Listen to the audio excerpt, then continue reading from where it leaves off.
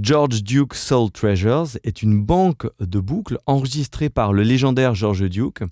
C'est une banque au format contact. Voici son interface dans le rack et son onglet ici dans les librairies. George Duke est un pianiste, claviériste, compositeur, chanteur et producteur américain qui est né en 1946 et qui est mort le 5 août 2013. Sa carrière court sur plus de 4 décennies. Il a une influence considérable dans le jazz fusion, la soul et le funk. Il a joué avec une liste impressionnante de musiciens, notamment Frank Zappa, Miles Davis, Billy Cobham, Stanley Clarke, Jean-Luc Ponty, Michael Jackson, Al Jarreau ou bien Phil Collins. Le nombre de disques qu'il a enregistrés comme leader ou sideman est assez considérable et il a gagné 5 Grammy Awards sous son propre nom. Il a été abondamment samplé, notamment par Daft Punk. Le riff de clavier dans Digital Love s'est pompé en fait sur un disque de George Duke. Et pour éviter d'aller chercher des boucles sur les disques, en fait, nous avons directement les boucles jouées par George Duke à l'intérieur de Contact.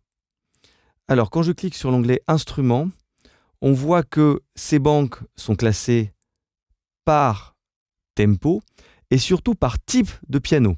Nous avons des boucles jouées au clavinette, Electric Piano, c'est joué au Fender Rhodes, Grand Piano, c'est du piano à queue, et Wurlitzer, bien entendu, c'est joué avec un Wurlitzer.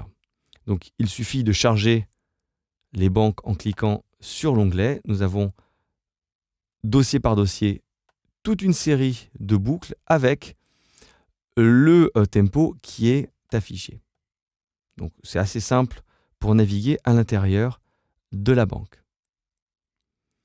Donc, voici l'interface de George Duke Soul Treasures. En fait, chaque boucle est découpée en tranches, donc on les voit ici.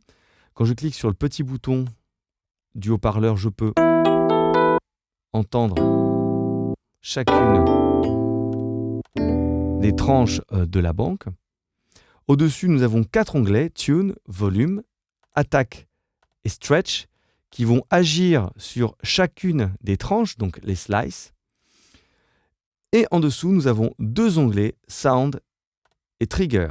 Sound va agir sur la qualité sonore de nos boucles et Trigger, en fait, va nous permettre de jouer chacune des tranches mappées sur le clavier, de retuner, c'est-à-dire changer la hauteur tonale de la boucle entière et d'activer une chaîne d'effets.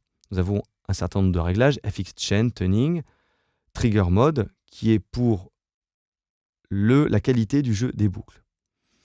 L'interface de George Duke Soul Treasure, en fait, a 3 onglets. Le premier onglet, Cover, est juste décoratif. Nous avons une photo de George Duke à sa grande époque des années 70s, avec un magnifique col pelle à tarte.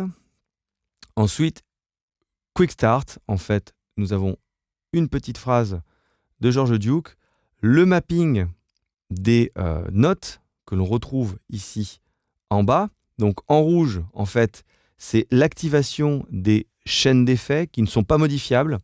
Donc nous aurons des flangers, des chorus, des effets de cabine Leslie, etc., etc. Ensuite, le changement en vert, le changement tonal de nos boucles, avec en jaune la tonalité centrale, donc on peut monter et descendre d'un certain nombre de demi-tons, et en bleu, le jeu de chacun des slices. Donc tout ça est répété dans Keyboard Mapping, et avec la molette de modulation, nous aurons l'action du filtre. Quelques raccourcis clavier, donc on verra ça au fur et à mesure dans l'utilisation de George Duke Soul Treasure. De toute façon, nous restons sur la page principale avec les formes d'ondes et les 2 onglets Sound et Trigger. Alors, je vais fermer le browser pour avoir un petit peu plus de place. Voilà, pour avoir l'interface dans Pro Tools. Donc, comme chacune des tranches sont mappées sur le clavier, nous pouvons les jouer directement et composer un rythme. comme maintenant par exemple.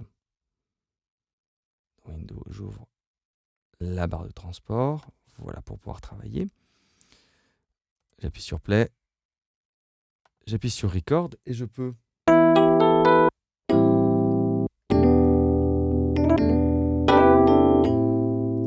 voilà, je joue ce que j'ai enregistré.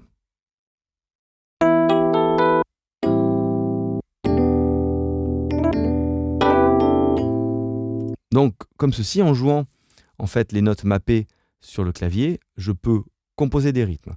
Je peux également les jouer les unes derrière les autres et utiliser le rythme original.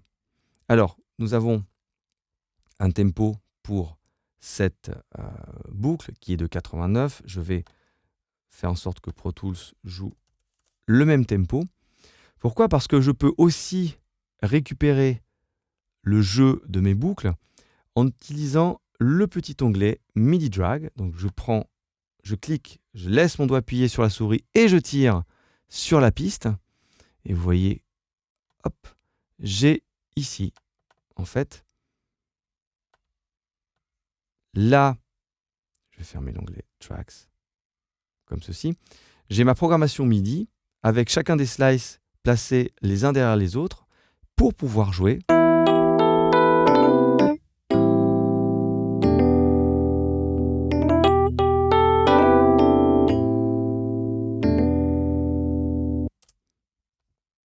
Pour pouvoir jouer comme ceci, ma programmation et l'intégrer à un morceau déjà existant ou composé autour de celui-ci.